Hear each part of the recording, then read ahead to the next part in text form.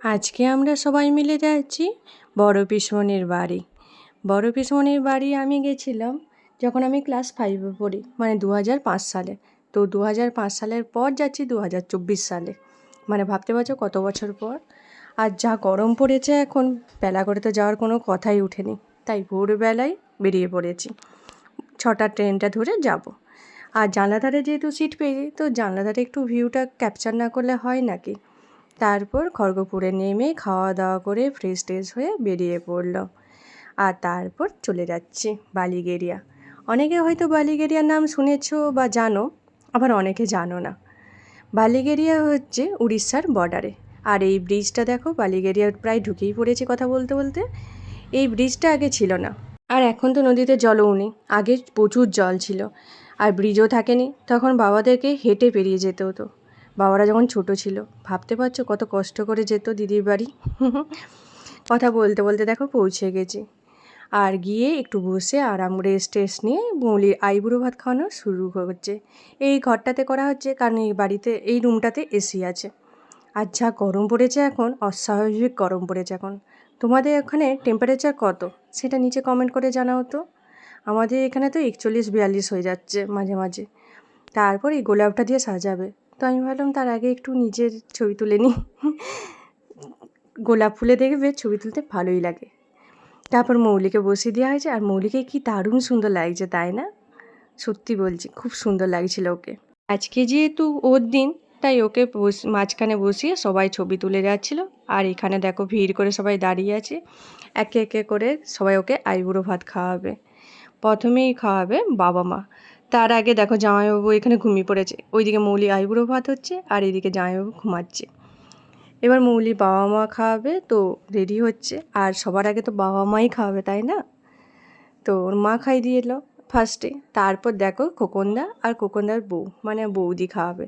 এই যে খোকনদা আর খোকনদার দেখছো না বৌদিকে, এর বিয়েতে আমরা এসেছিলাম।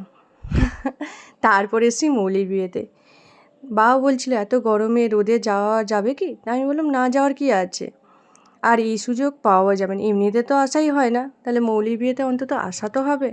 আর বিয়ে বাড়ি অনুষ্ঠানে না এলে দেবে কারোর সাথে দেখাও হবে না। তারপর দিদি আর জামাইবাবু খালো, আর এটা বড় পিসমণি।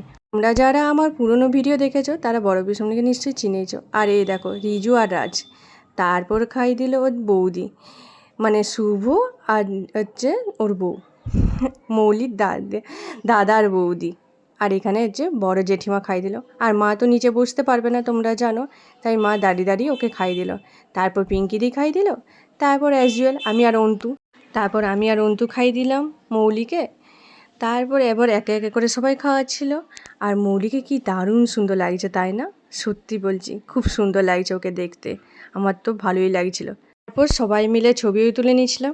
সত্যি বলছি, গরমে খুব কষ্ট হচ্ছিলো ঠিকই, কিন্তু আমাদের মজা খুব হয়েছে। আমরা সবাই মিলে এত মজা করেছি কী বলবো তোমাদেরকে, দারুণ মজা হয়েছিল।